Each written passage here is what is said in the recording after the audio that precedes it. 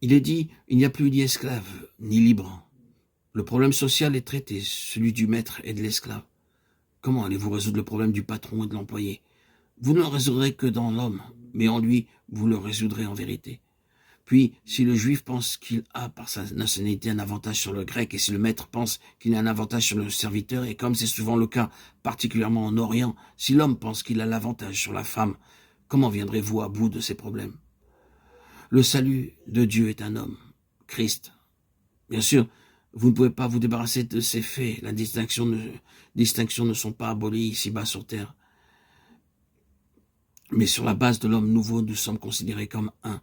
Là, nous nous réunissons sur une base entièrement différente.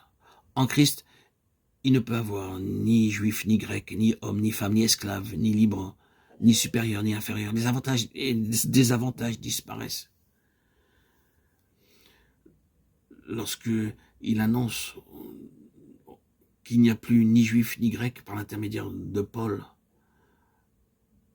le problème de la nationalité est effacé.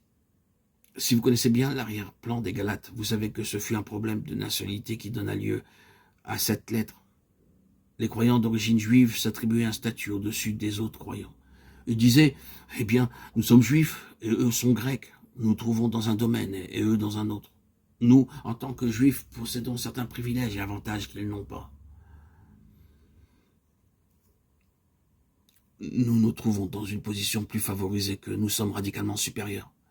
Les Juifs considèrent les Grecs et les païens comme des chiens, des profanes. Comment allez-vous traiter le problème de nationalité? Vous ne résoudrez jamais définitivement ce problème par une conférence autour d'une table ronde. C'est ce problème-là qui presse tellement le monde aujourd'hui, entre les races supérieures et inférieures, entre ceux qui ont un avantage et ceux qui n'en ont pas. La solution de Dieu à ce problème est un homme, en Christ. Il ne peut plus y avoir ni juif ni grec. L'homme n'a-t-il pas résolu le problème? Vous et moi qui venons sur la base de l'homme céleste, qui abandonnons la base terrestre, la base nationale et venons sur la base de Christ, nous trouvons une communion fraternelle, bénie. Oh, quelle communion parfaite, quelle communion bénéfique. Quelles perspectives sont en vue. Combien tout cela est fructueux, bien loin d'être un moyen de perte. C'est de façon bénie, plein de valeur. Quelle tragédie que même tant de personnes parmi le peuple du Seigneur n'ont pas abandonné la base nationale. Quels préjugés, préjudices et quelle limitation implicite il y a par l'orgueil. Combien ces personnes limitent, ternissent, empêchent la plénitude de Christ et rendent impossible l'intention de Dieu. Quittez cette base-là pour vous mettre sur celle de l'homme céleste de Dieu, où ne peut y avoir ni juif ni grec et où le problème national, comme faisant partie du problème humain, est résolu. Dieu a parfaitement connaissance de toute la situation. Il a bien plus connaissance des difficultés et des problèmes que toute autre personne.